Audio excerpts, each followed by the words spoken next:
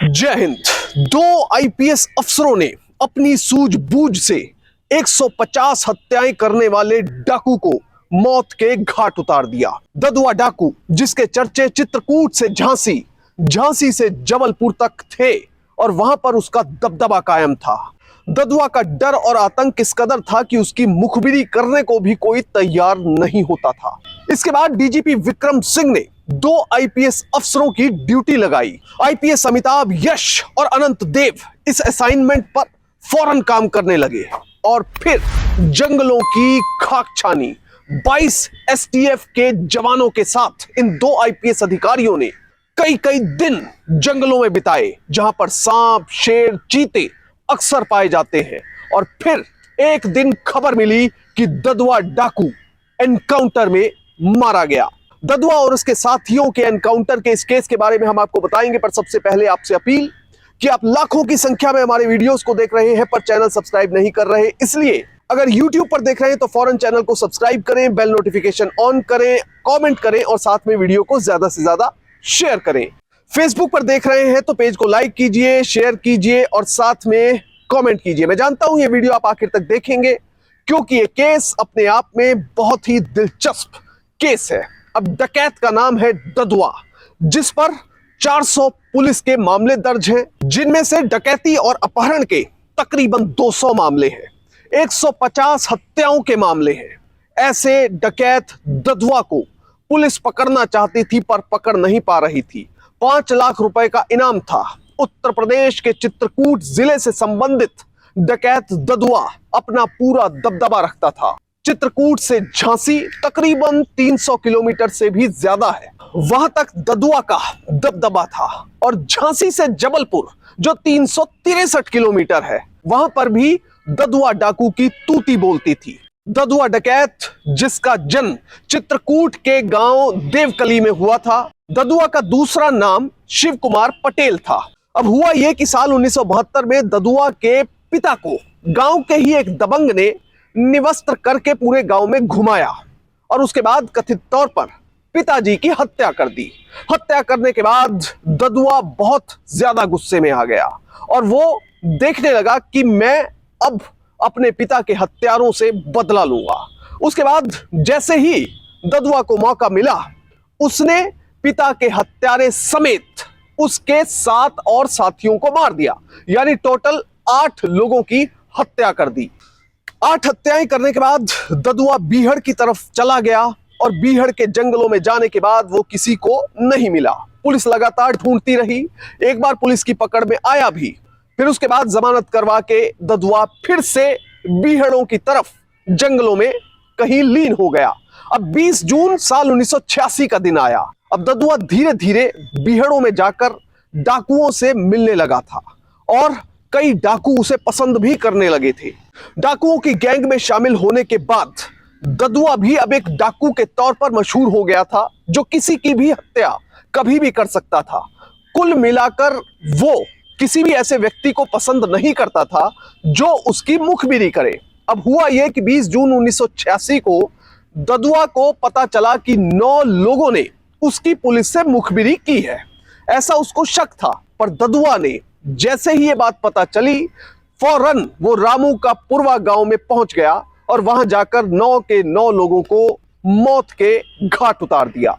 इसके बाद ददुआ फेमस होता चला गया और एक बड़े डाकू के तौर पर स्थापित होता चला गया। फिर साल 1996 में उसने एक गांव के 3 लोगों की हत्या कर दी और उसके बाद घर को आग लगा दी। 1992 में वो पुलिस के चंगुल में फंसने वाला था, पर फंसते फंसते रह गया। अब करते कराते आ गया साल 2007। पुलिस के डीजीपी थे विक्रम सिंह। विक्रम सिंह ने इस 5 लाख के इनामी बदमाश, जिसका कई 100 किलोमीटरों में दबदबा बोलता था, तूती बोलती थी, उस डाकू को खत्म करने की जिम्मेदारी दी 2 आईपीएस अधिकारियों को, तत्कालीन एसएसपी अमिताभ यश और आईपीएस अधिकारी अनंत देव को। अब दोनों ही आईपीएस अधिकारियों को जिम्मेदारी मिलने के बाद मास्टर प्लान तैयार होने लगा। एसएसपी अमिताभ यश और एडिशनल एसपी अनंत देव ने मिलकर यह मास्टर प्लान बनाया कि किसी भी तरह हमारे इस प्लान का डाकू ददुआ को पता ना चल सके, नहीं तो वो सतर्क हो जाएगा। इसी क्रम में बांदा के वकील संतोष श्रीवास्तव के मुताबिक जो अनंत देव थे, जो उस समय एडिशनल एसपी थे, वो भेष बदलकर एक गांव में रहने लगे।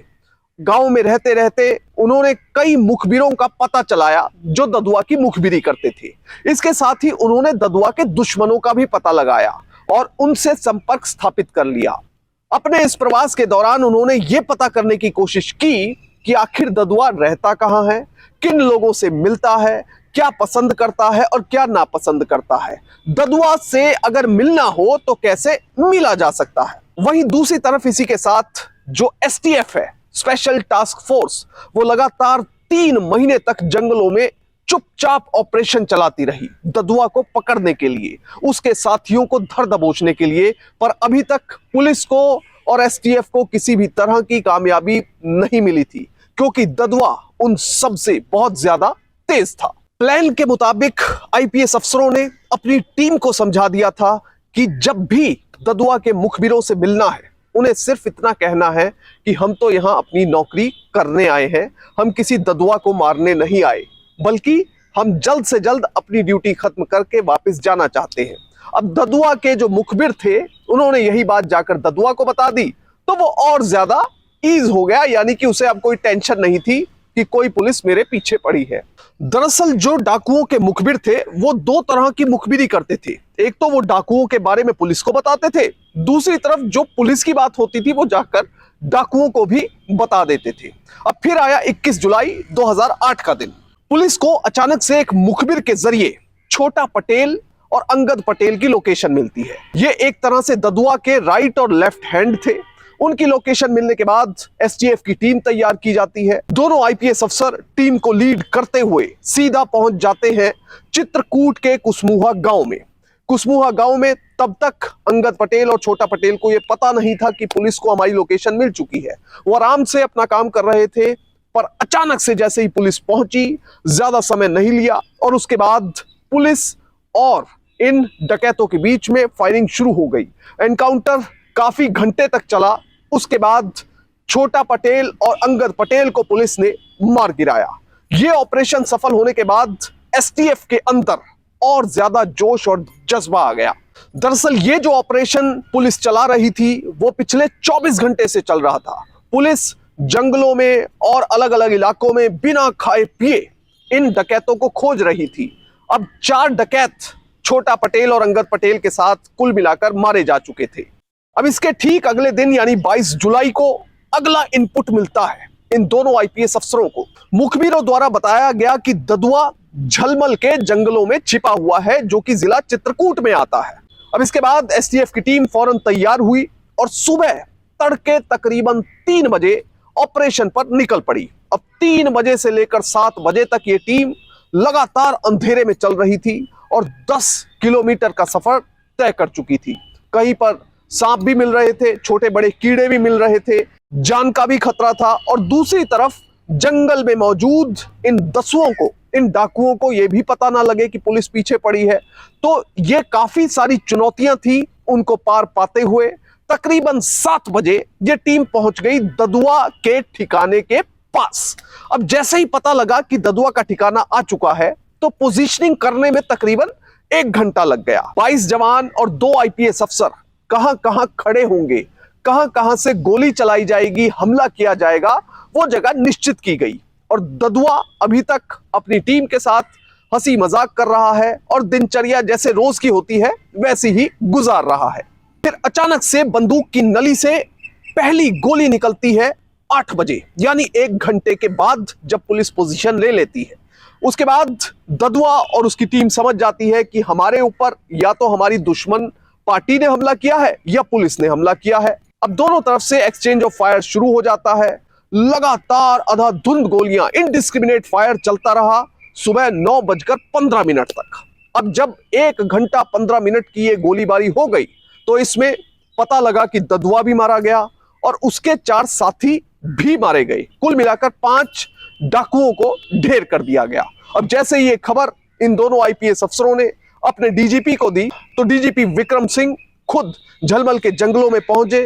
उन्होंने जाकर घटना स्थल का जायजा लिया और दोनों आईपीएस अफसरों के साथ एसटीएफ की टीम को शाबाशी दी। ददुआ डाकू के मारे जाने के बाद इलाके के लोगों में काफी खुशी थी। पुलिस की प्रशंसा हर जगह की गई, एसटीएफ की टीम की प्रशंसा की गई, कई अधिकारियों को गैलेंट्री अवार्ड दिया गया। अब दरअसल जो ददुआ है वो ददुआ बना कैसे, वो इतना बड़ा डकैत कैसे बना?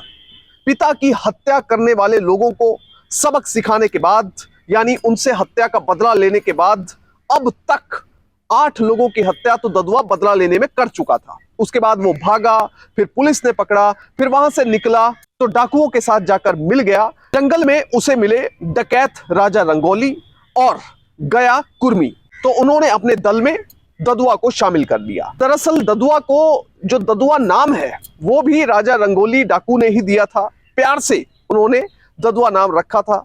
अब उसके बाद जो गया कुर्मी था वो हथियार चलाने की ट्रेनिंग ददुआ को देने लगा, उसे पूरी तरह से ट्रेन किया गया। इस बीच एक दिन होता क्या है कि पुलिस एनकाउंटर कर देती है राजा रंगोली का। गया कुर्मी वहां पर आत्मसमर्पण कर देता है, ददुआ भी वहीं मौजूद होता है, वो वहां से किसी तरह से जान बचाकर निकल जाता है। वहां से निकलने के बाद ददुआ गैंग का सरदार बन जाता है। वही बात जो मैंने आपको शुरू में बताई थी कि वो मुखबिरी करने वालों से बहुत ज्यादा चिढ़ा करता था। एक बार साल 1994 में धाता ताला क्षेत्र के धतईपुर गांव में ददुआ अपने ससुराल में गया, ये उसकी ससुराल थी। अब वहां पर पुलिस को किसी ने इनपुट दे दी, जानकारी दे दी कि ददुआ यहां पर पहुंचा हुआ है। पुलिस वहां पर पहुंची, फायरिंग शुरू हुई, ददुआ किसी तरह से जान बचाकर वहां से निकला। 1 किलोमीटर दूर कबराहा गांव के हनुमान मंदिर में काफी घंटे छिपा रहा और फिर वहां से भाग गया। इस पूरे केस से सीख यही मिलती है कि कभी भी अपने जीवन में गलत रास्ता अख्तियार ना करें, चाहे जीवन में कितनी भी चुनौतियां आए, सही रास्ते पर ही चलें, नहीं तो हाल डाकू ददुआ जैसा ही हो सकता है। जय हिंद।